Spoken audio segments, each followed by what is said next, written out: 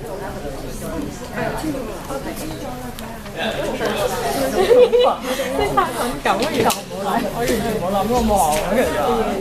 right. Attention. First of all, thank you for last week. I thought we had a great session. Thank you for being patient with me running away after an hour of this week. But now, this is my favorite part of the meeting. Jason, I'm going to go, right? Okay, so before I get started, I just want to say that this is all for fun, okay? The whole point of this is to be fun, to have a good time, and to relax, and to think about things in a not so serious way, okay? And that's not necessarily to say that it's not serious, but I think that a lot of times the kind of ways that we think about gender, or the ways that we think about equality, right, or sexism, is couched in this sort of negative, right, really negative kind of language, right? But instead, maybe we can think about it in a positive way. Like, how can decolonizing your mind, how can thinking about things differently actually make you happier, right? Okay, so the thing I want to discuss today is the phenomenology of love, okay? And by phenomenology is this kind of method of trying to understand phenomena, okay? So phenomena are just things that happen, okay? So I want to take this back to the most basic possible level, okay? So take everything that you think what love is, right? All these concepts and just get rid of them. Get rid of them completely, okay? And let's start just from the very beginning, okay? All right, so slide please. All right, so Gilles Deleuze is one of the great philosophers of the 20th century, right? And he said that the way that we conceive of concepts and ideas is too human. All too human. And what does he mean by too human? What he means by too human is that we conceive of it using our human subjectivity, right? So when I think of a chair, right, am I actually thinking about a material chair, or am I thinking about the concept of a chair in my head? So a lot of old philosophers say that, or not old, but you know, a philosophical vein is that there is a world that is perfect or ideal, right? And that's inside our head, and then we place that, project that into the world. Now Deleuze is saying something very different. He's saying there's a material world. There's a physical world, right? That is external to us, okay? And that these things actually has an effect, right? So it's not an idealist philosophy, it's a materialist philosophy, okay? And so when he says we're being too human, he's saying that we're taking too much of our humanity, right? And the ways that we conceive of things, right? And placing it on the material world, as opposed to allowing the material world to express to us. So for example, if I say, oh, women are like this, right? Is that how women actually are in the material world? Or is that the conception inside my head that I'm placing onto the material world? So Deleuze is saying, take all these conceptions and eliminate them. And then search for the specificity of experience. The specificity, right? Don't look for some essential nature of things. Look for the specific, right? Okay, so, and he says, ask not what a book says, ask what a book does. And what does he mean by that? What he means is that you shouldn't trust a theory because it sounds right. You should trust a theory because it works. It's a methodology.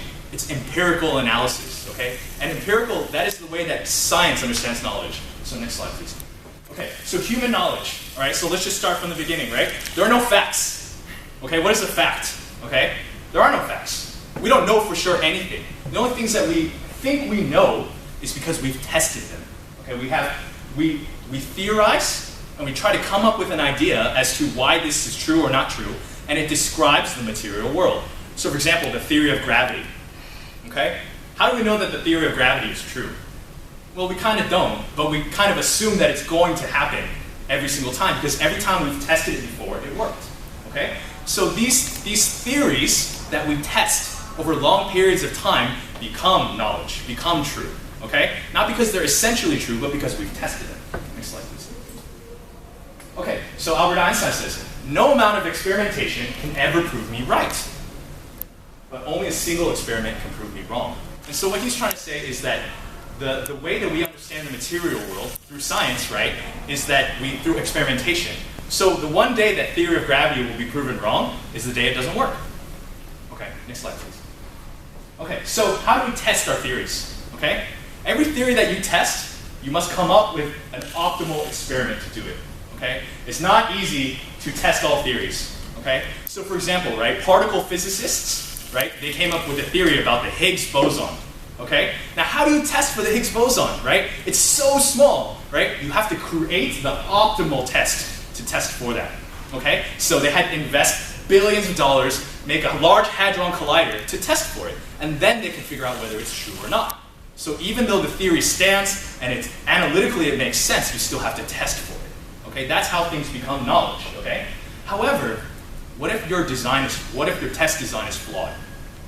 If you don't make a well-designed test, then how can you have an optimal experiment? How can you know if the thing is actually true? Okay? So you might say, what does this have to do with anything? All right, well, we'll get to that. Okay, next slide, please. Okay, so the theory of romantic love. Now we get to the phenomenology. So I've explained the methodology of human knowledge and how we know things, okay? Now we have a theory of romantic love, okay? So let's eliminate all these ideas. Like, okay, what do people think is love? Well, what do you think is love? You, sir? Yeah. A kiss. Okay, a kiss, right? What about you? What do you think love is? Yeah. Mr. Right. Mr. Right. Okay. Anyone else? Anyone else have any ideas about what is love? No one? Oh, come on. I don't believe that. I don't believe that at all. I think we all have preconceptions of what is love and what isn't, right? But what Deleuze is saying is take all these conceptions and get rid of them, okay? Because these conceptions are human. They're human conceptions. There's human ideas. And you are placing them on the material world. But if love is a phenomenon, love is a romantic phenomenon, that means it has a material presence, okay? So think about that. What does that mean? What are the implications of that, right? So love is just, love, the word, the term, the concept, is a human invention to describe a phenomenon, right? A biological phenomenon in our brain, okay? But that doesn't mean the feeling's not real. It still makes you do stupid stuff, like embarrass yourself in front of a classroom. But it does demonstrate that our conceptions are limited. Next slide, please. Okay, so let's say romantic love exists, okay? We're just going to assume that it does. What are the biological machinations? What happens, okay? So they've done some empirical tests, right? And so there's some ideas, right? Suddenly when you fall in love, you can't sleep. You can't eat. You can't do anything, right? All you can do is you just want to be around that person all the time. You just want to feel it, right? It's kind of crazy, right? But we can't figure it out, right? We can't figure it out by describing it. How are we going to figure it out? We would describe it. We would understand it by understanding the process. How does love become activated? How do you enter that state? Okay, next slide. Okay, so these are two examples, right? So I'm a conflict guy, right? So I always look for confirmation, right, or textual analysis to demonstrate theories. So I just chose some theories to demonstrate it. Okay. This is a silly archive. Thank you. Yes, yes. Okay, this is supposed to be fun. All right. Okay. So yes, love it makes you do crazy stuff, right? And love is an addiction. It's an addiction, okay? It's a feedback loop. What happens is your brain gets activated. Okay, this is my guess, okay? This is my theory, all right? Your brain gets activated to a certain level, and suddenly, every time you see that person, you're around that person, you get a feedback, right? You receive signals from that person, and it activates. And suddenly you're happy when you're around that person. And it's just like a loop, like an addiction. And every time you're around that person, that signal comes into you, or you receive signals to you, and if the feedback goes up. All right, next slide. All right, so if we think that it's biological, right, and it exhibits crazy behavior, it works like a feedback loop, okay? And so I posit that you can't just say that there is love and there isn't, okay? Deleuze tries to tell us that things are about different intensities, okay? Things work at intensities, right? So for example, right, the example I want to use is, say, boiling water, okay? So how do you boil water? Okay, you add heat, right? That seems very basic, right? But there are other factors that go into it, right? If you have a very, very low pressure, then you have to add less heat. If you have a very high salinity, then you need to add less heat, right? So all these different factors go into it, tuned. So at a certain point where it reaches an activated state, where it begins to boil, okay? And I would posit that in your brain, these different things have to tweak, they have to turn, they have to activate. And at a certain point, one of those just activates beyond the point. And then you go past this kind of pseudo point of no return where suddenly you just go nuts. Okay? All right, next slide. So, how do we replicate, right? How do we replicate these things, right? How do we sustain the variables? How do you maintain that level of heat, right? How do you maintain all these things that keep you activated? Because you want to be activated, because it's fun. It's fun, it's enjoyable, it feels great, it's pleasurable, right? Okay? And what I think that, okay, so this is my theory, but I believe that there is a material and a physical connection to your beliefs, okay? To your coding, things that you believe, right? Some people call it agreeability, right? So for example, let's say I talk to my friend Carlos, and I agree with him. He says, you know, Jason, this and this. I'm like, oh, that's so right. That's so true. Suddenly, my feeling of agreeability goes up. There's a feedback loop going on in my head that says, hey, I agree with that. There's a material presence. Your brain is activated by your beliefs, right? So there's all these biases that they're looking at in social science. For example, if there's a confirmation bias, right? So Carlos says what I like it, then I'm biased towards his belief because there's a material kind of coding in my brain that says, hey, I like this, okay? And there's negativity biases. There's all sorts of things, right? So what I'm saying is your beliefs, the things that you internalize, have a physical presence as well, okay? All right, next slide, please. Okay, so now we get to the theory, right? So if you have a theory, right? Is this love? Am I in love? Is this actually it? How do you know? How do you know? How do you know? Okay, next slide. Okay, so you can't just go around and just say, oh, I know this is, like, I trust my feeling, okay? Or at least not everyone. I'm not the type to trust my feelings, okay? I'm the type to say, hey, let's take a step back. Let's analyze this a bit. Let's overthink it a bit too much. Let's be a bit rational, okay? And why? Why can't you just trust your feelings, right? Because there are dangers involved, right? There's resources, right? If you want to test the Large Hadron, if you want to test for Higgs boson, you have to invest a lot of things, right? If you want to test out your theory, if you want to believe it's true, there is a certain vulnerability, right? Only those who are lucky can test it, right? And the conditions have to be met, okay? So it's a significant use of resources, okay? So, but maybe the argument is, I can't fight this feeling anymore. It's too much for me. I can't handle it anymore. I have to give in. I have to give in to this feeling. I have to give in to understanding. Okay, next slide. So which comes first? The understanding of the feeling or the feeling itself? And Deleuze argues that the reason why our conceptions, the ways that our human ways of understanding things seem kind of contradictory is because we always have the biological, right? The feeling first. And once you have the feeling, then you can understand it analytically, right? So you have to give in to the feeling. You have to entertain the thought, right? In order to actually comprehend it. Because the ways that our feelings manifest themselves in our brains are not necessarily the ways that we understand. So, for example, right, like, sorry, this is a bit tough to explain, but basically think about it like this. We know that there are other dimensions, right? One of those dimensions is time, okay? Can we understand, we cannot experience time, right?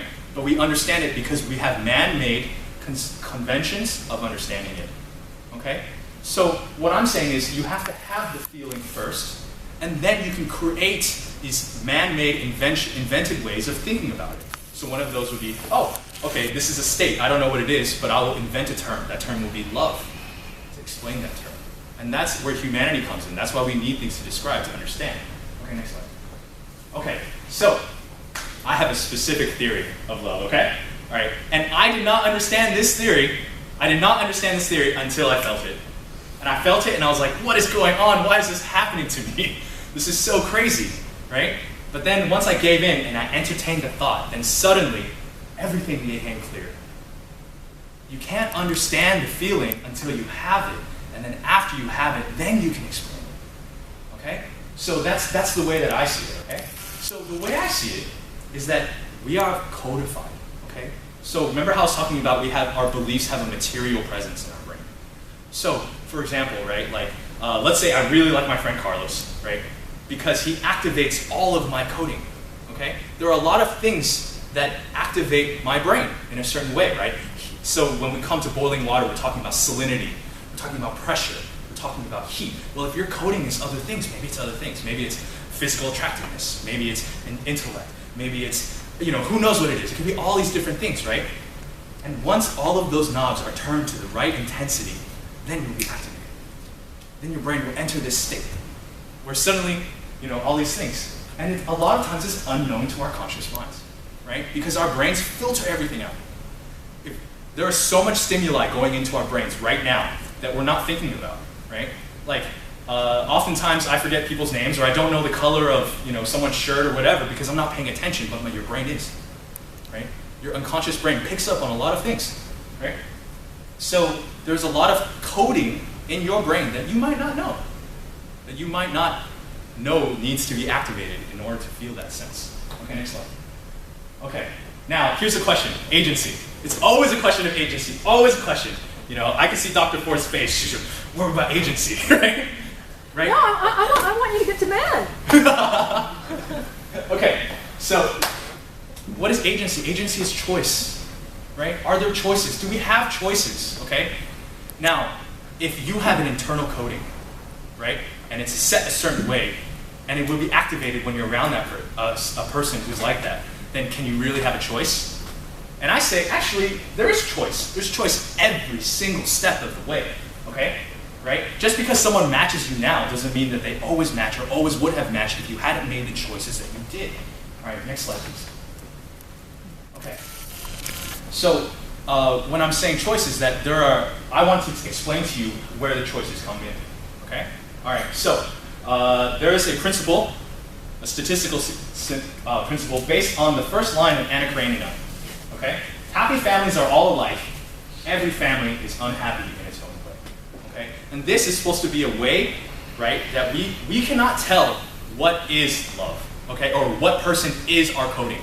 Okay?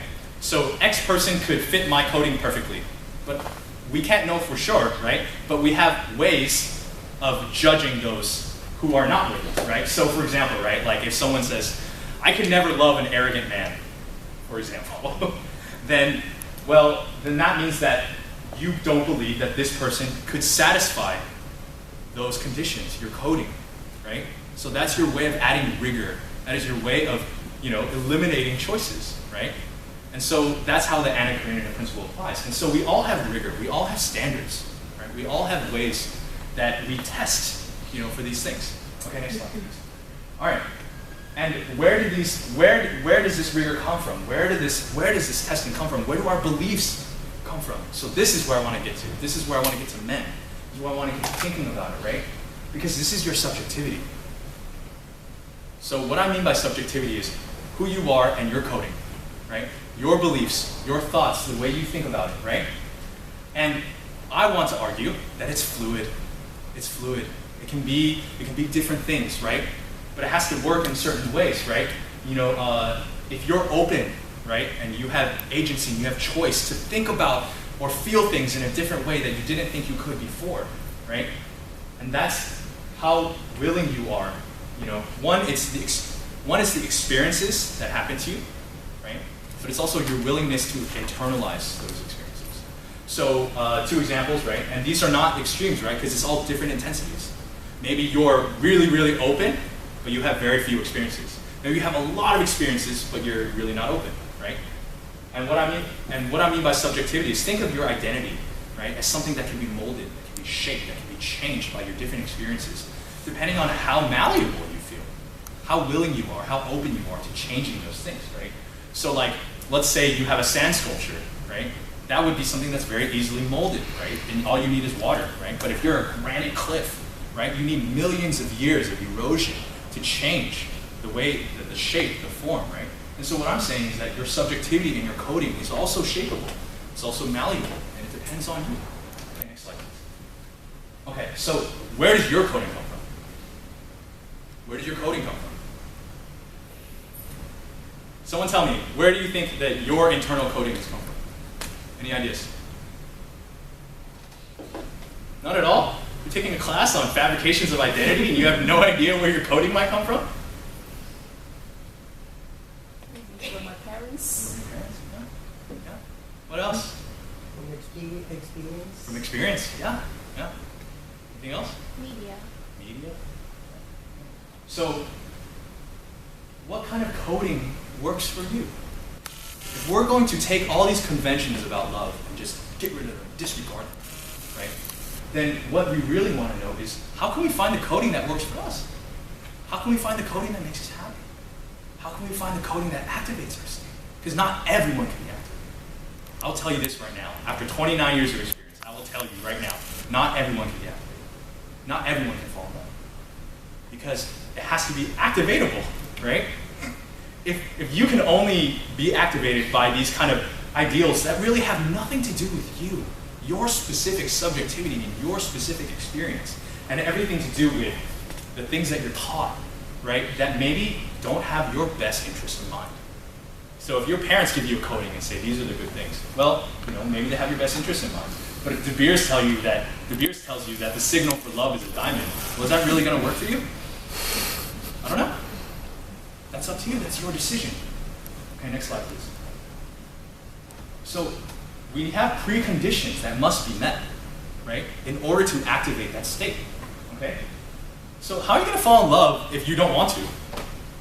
If your coding says, actually, that's not possible, right? And I know that for some people, right, maybe they have, certain ways that they fall into it because maybe you've internalized painful things, or maybe, you've convinced yourself that you can never fall in love or something like that because of X, Y, and Z, But if you're not open to it, it's not going to happen. If you've internalized beliefs, right, and one of those beliefs could be, I'm not worthy of love. I'm not good enough for love. I'm not good enough to be loved. I could never love someone and no one could ever love me, right? If you believe that in a material, physical way, how can you ever fall in love? If your body believes that it can't happen, right? What I'm trying to say is your body responds to your beliefs, okay? So if you're not healthy, right, and you don't have the clarity, because our mind and body is the same thing. It's connected, right? So if that's true, right, then if you're not healthy, right, then how can you reach that correct precondition, right? Or if you don't feel safe, if you feel in danger, if you feel unsafe and you feel that you're in danger all the time, then how are you going to feel those things, right? Your body's too worried about other things. It's constantly agitated, right? Like if you don't trust people and you don't trust the things that they say or the things that they do, right, then how can that state be activated? And that's why I say that it's also a privilege. It's also something that has to do with being fortunate, right? You have to be fortunate in order to feel these things. Okay, next slide, please. Okay, so this is what I think, okay? So now I offer a methodology, okay? This is my methodology. If you really want to feel these feelings, okay? I say decolonize your mind, okay? And the number one, most simple and basic thing is you figure out the things that you like about other people, right? And you love them for it. And that will train your mind. If you meet people and you think, wow, okay, so I'm a guy, right, guys, or also I am a very competitive person, right? I try to be ambitious, right? And so there's this constant insecurity, right? Like, I'm better than this person. I'm better than this person is not better than me. Or if every woman you meet, you think, oh, she's not good enough for me. Or she has nothing to offer me, right? Or I need to beat her in some way, like I need to be able to sleep with her, for example. If you see every woman as a challenge or in some way that needs to be conquered, how are you going to feel that way? How are you going to be activated if you're scared, if you feel like you're in danger, right? So what I say is actually put yourself around people who make you happy, right? That's so simple. Your coding can be shaped by learning and loving the people who love you, right? And also the people that you admire, right? If you spend all your time around these people who you admire and you learn to care about them, to like them, right? Then obviously you're going to learn the code, right? And your body's going to internalize. And then one day, maybe you'll meet someone who has all of those great traits that you like in all your friends and your family and your loved ones in one great package.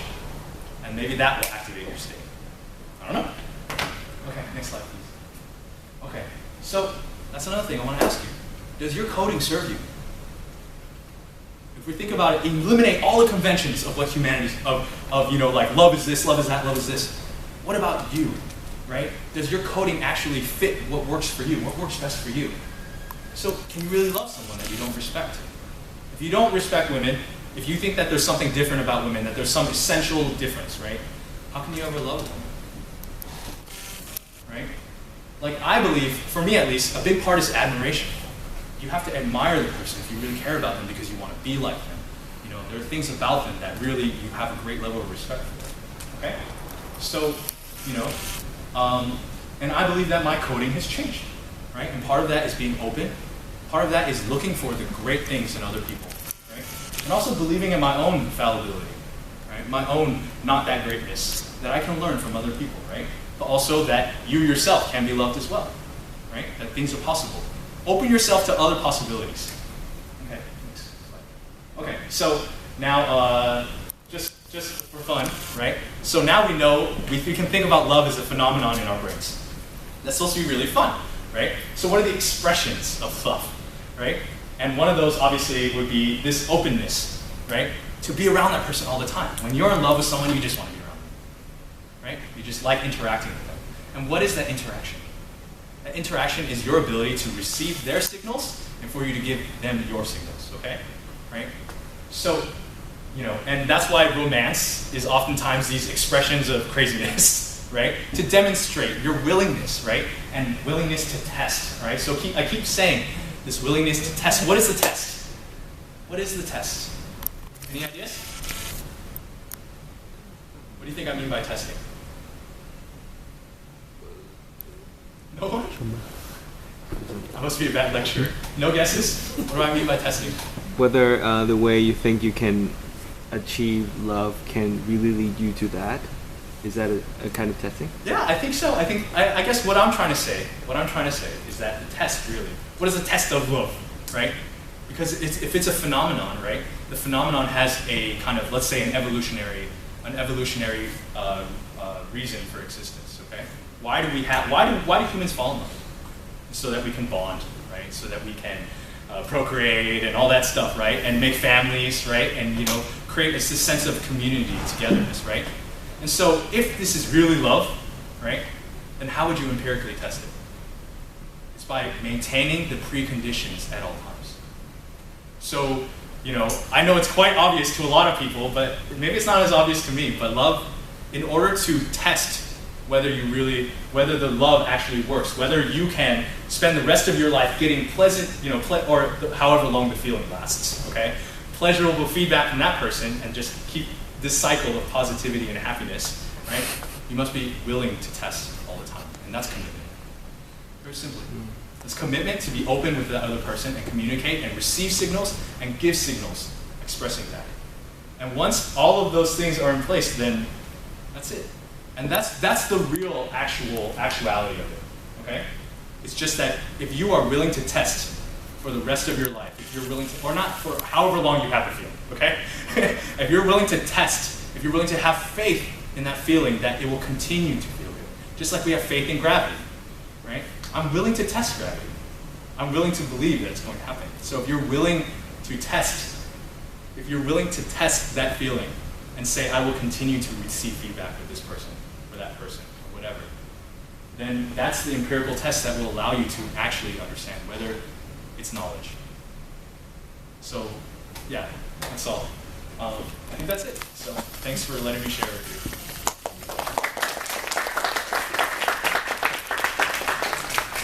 Any questions? I'm sure there are a lot.